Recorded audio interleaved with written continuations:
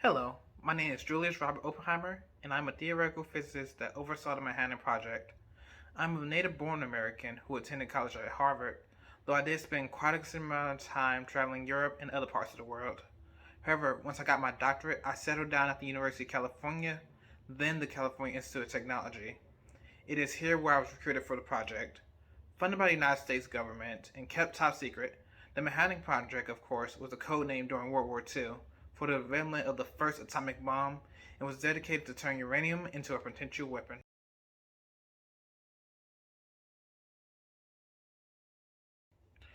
When I was approached, I was already working on the concept of nuclear fission, which, for those who don't know, is the nuclear reaction that occurs when a nucleus is split, thus the energy is released.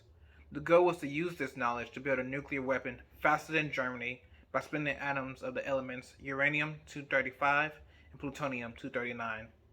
In short, the desire was to produce a nuclear powered mass casualty weapon in order to preserve the peace and freedom of the world.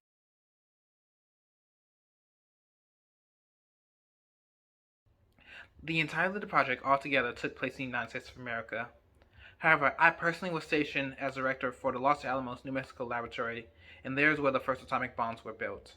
Meanwhile, other parts of the project took place in Hanford, Washington, and Oak Ridge, Tennessee, to limit the amount of information individuals could have on it. The town of Oak Ridge was built primarily to assist with the Manhattan Project.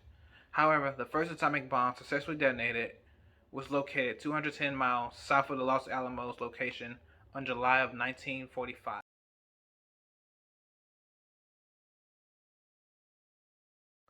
The most obvious and objectively the most important event going on at the time was none other than World War II. The war had already been going on prior to U.S. intrusion, but on December 7, 1941, Japan bombed Pearl Harbor, forcing America into battle. This war was a primary reason why America began this project, as there was knowledge that German forces were developing technology to build powerful weapons. Thus, the American government took upon themselves to beat them to it and preserve the peace of the world.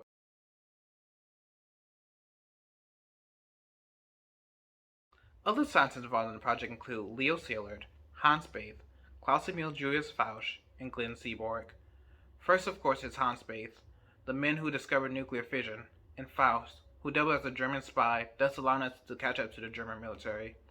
Moreover, there is Szilard, who's credited for the discovery of nuclear chain reactions, which is a process where neutrons released from nuclear fission ultimately produce additional fissions in other nuclei. And last but not least, Seaborg, who was responsible for the discovery of plutonium, one of the important elements that was used for the bomb.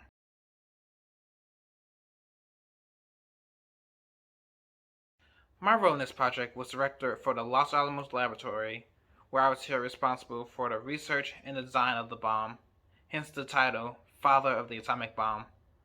Most of my time during the project focused on studying nuclear fission of uranium, and once perfected, we built two different atomic bombs named Little Boy and Fat Man.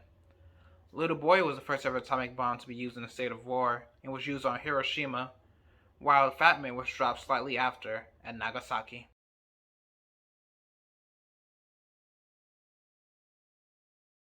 The Manhattan Project plays an enormous impact on the physics community today.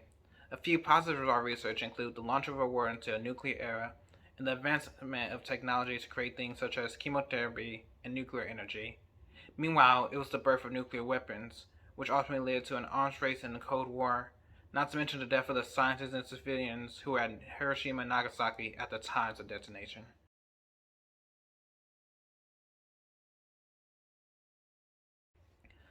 Unfortunately, the number of regrets I had after the project were more than numerous.